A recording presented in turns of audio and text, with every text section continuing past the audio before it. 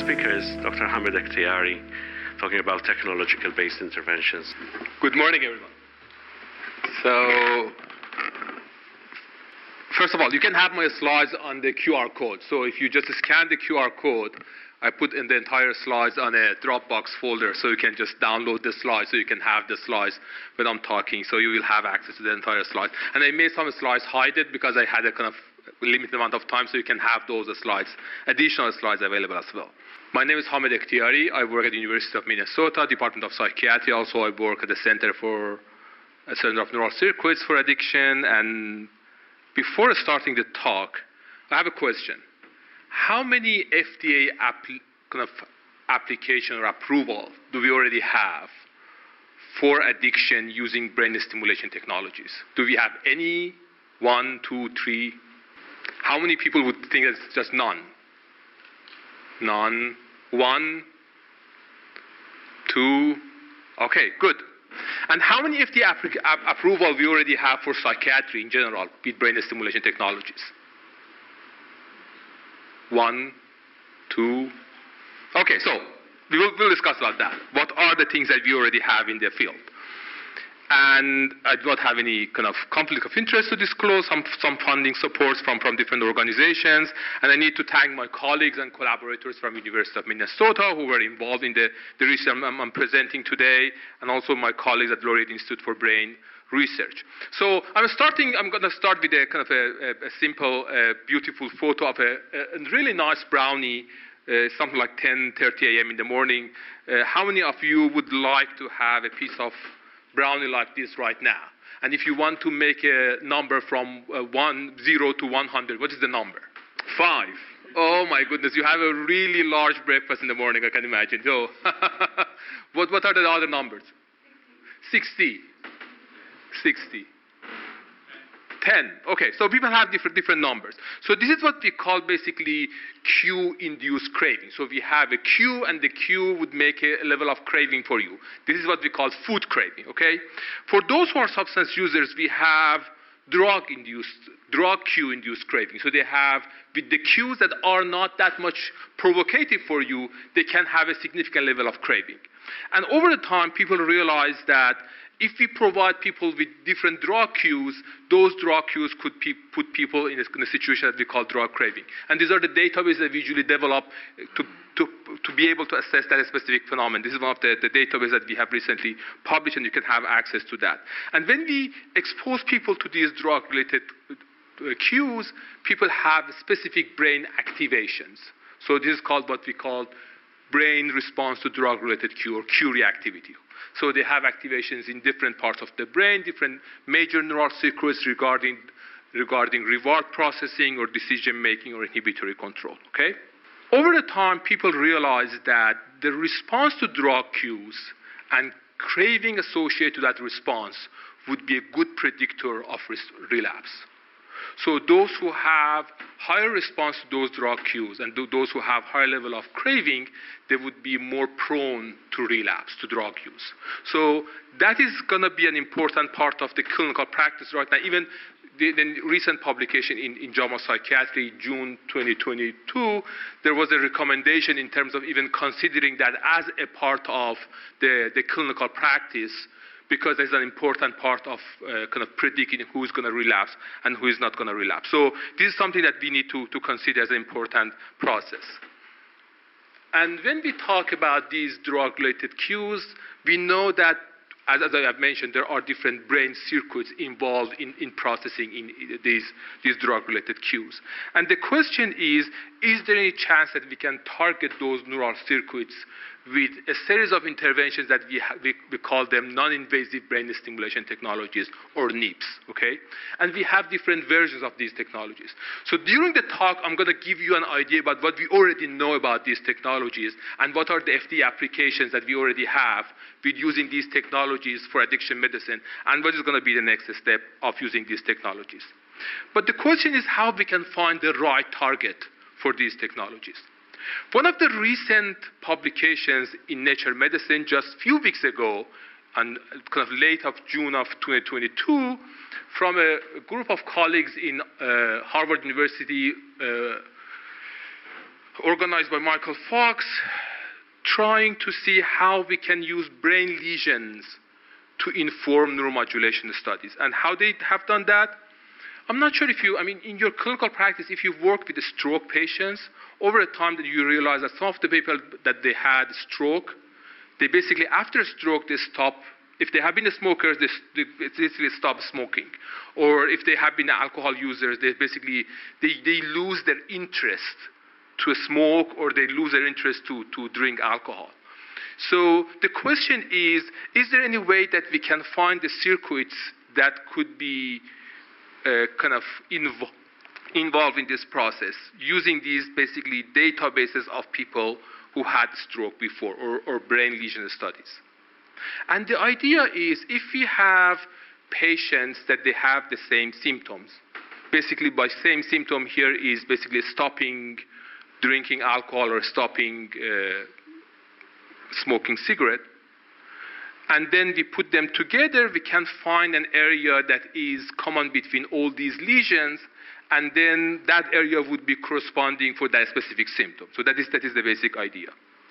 So based on that, people try to compare lesion maps of those who stopped smoking and those who didn't stop smoking, and try to find, is there any shared area between these maps, that area could be a good target for neuromodulation, okay?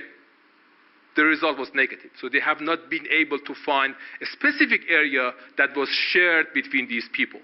And it was a larger study. Previous studies, smaller studies, they found some kind of areas in insular cortex and other parts of the brain. But this larger study didn't show any shared overlap between these brain lesion maps, which was sort of frustrating the first step. And then the people start to think about, okay, if we have same symptoms, but the location of these areas are different, there might be another level of understanding that these areas are a part of the same network. So we are not talking about the same area, but they are actually connected and work together. And when we have lesion involved, those studies, then the entire network would be disrupted. And based on that idea, they have done another level of analysis with network-based analysis, and they showed that yes, we have certain network that is shared between all these people who stopped smoking cigarette. And that was really exciting. So that's the reason that the paper was published in Nature Medicine. It got media attention from different news agencies. It was really interesting, exciting. And the other exciting part is that they developed a map, and they tested the map in a totally independent sample of alcohol users who stopped using alcohol. And they showed that if they use the same map, they can show that one of the most important sort of predictors of change based on that network would be the alcohol use behavior among those who basically had the same sort of lesion distribution in the network. So they basically replicated the same results, not only as cigarette smokers, but also alcohol users. So that was exciting as well. So this is the map that they showed, and I'm also showing the map on the surface of the cortex. So one of the major sites is an area that we call frontal polar cortex, which is exactly in the front of your face. And I showed you before the brain response to drug-related cues, or the cue reactivity map. If you looked to the cue reactivity map, that frontal polar area is really close to what we have in the lesion study that they showed before. And this is the map that we have in the drug cue reactivity study. And if we consider that area and see how that area is connected to the other parts of the brain, you can see that specific area is connected during the drug cue exposure, or what we call task-based connectivity, to areas like amygdala cortex, and also nucleus accumbens. So you can see that it's quite interesting that these areas are interacting to each other. And when you have these areas, important area in the process, other areas are also interacting with that during the cue reactivity, which is really, really, really exciting. The next step would be, okay, is there any chance that we can target that? There are very specific kind of way of doing brain stimulation with what we call deep TMS. And there was a recent sort of trial with nicotine users with deep TMS, and what they did is kind of the protocol of their study, as you can see here. It was 6 weeks of brain stimulation, 5 stimulation per week for basically 3 weeks, and then 3 weeks of just one session of intervention. And based on that, they showed they have significant amount of difference compared to the sham group in terms of reduction of level of smoking and some other outcome measures that they had. And based on this trial, they have been able to go to FDA and receive the first FDA approval for using neuromodulation for drug addiction. So they got the FDA approval. And it's important to mention that in their protocol, one important piece is the provocation administration. And provocation administration means that they expose people to drug cues, to just engage those brain networks that are important for this process, and then stimulate those networks. So that is the way that they arrange the entire protocol. So the protocol works with cue reactivity, so the combination with the cue reactivity. But it's interesting that in the Nature Medicine protocol paper, they showed that basically these coils could target frontopolar area.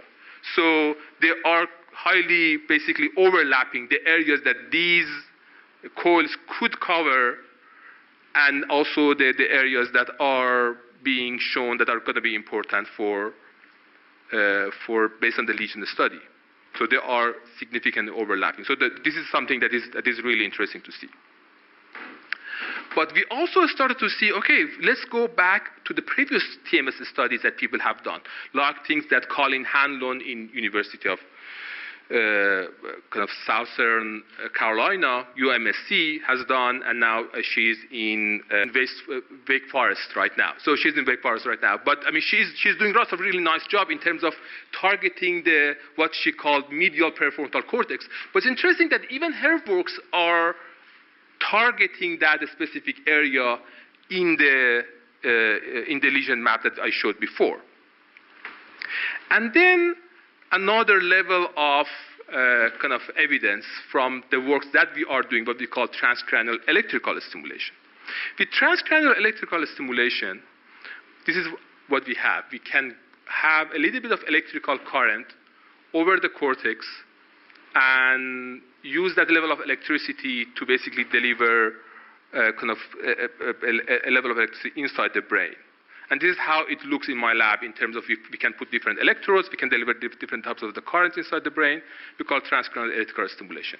And the good thing about this technology, it can be really simple and scalable. So the devices are pretty kind of cheap, and people can develop this technology in different countries. In one of the first few studies that we published in International Journal of Neuropsychopharmacology in 2014, we showed that when we put the electrodes over the dorsolateral prefrontal cortex on both sides, we can basically reduce the level of craving among methamphetamine users when we deliver the current of dorsolateral prefrontal cortex stimulation. We went back to the study that we did before, and we did a modeling to see if we put the electrodes on these sides, what would be the actual site in the brain that would receive the highest level of electrical current. And that is the map that we have. So when we put the electrodes over dorsolateral prefrontal cortex, the area that would receive the highest level of electricity would be basically frontopolar cortex. So the same sort of map, which is really interesting and exciting to see.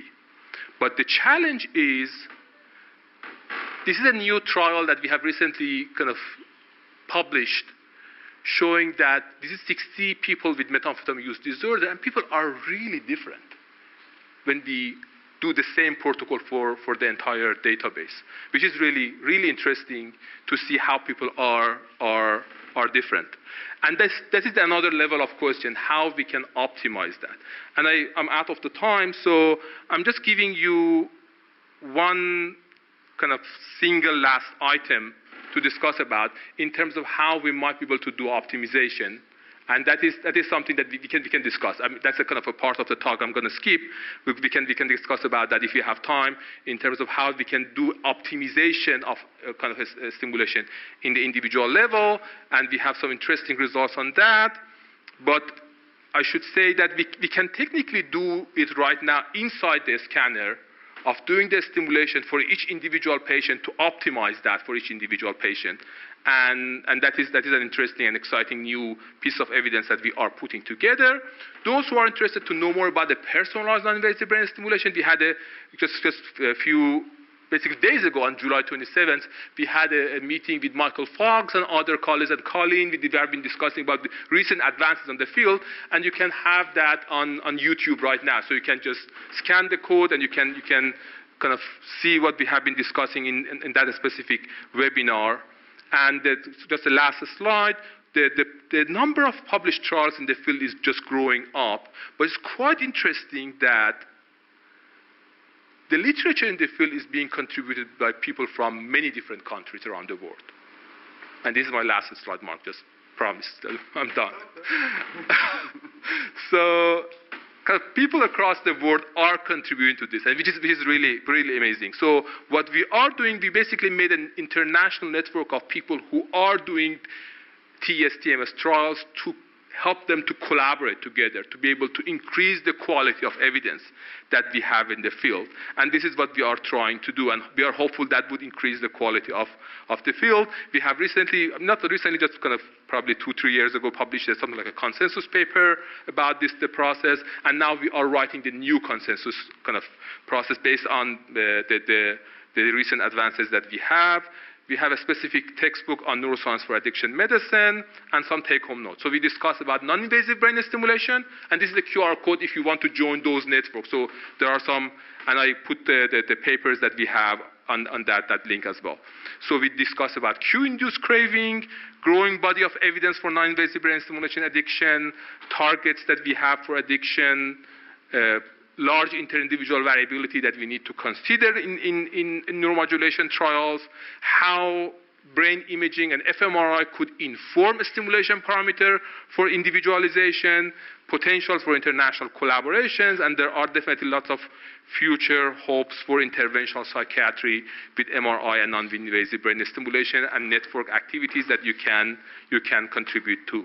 And I should thank my colleagues and collaborators who contributed to what we have been doing. And just the last slide, we will have panels in the next International Society for Addiction Medicine in Malta in October this year, and also next year in Marrakesh and in November 2023. So if you are interested, you are welcome to join us, and we will have some further discussions about these issues there.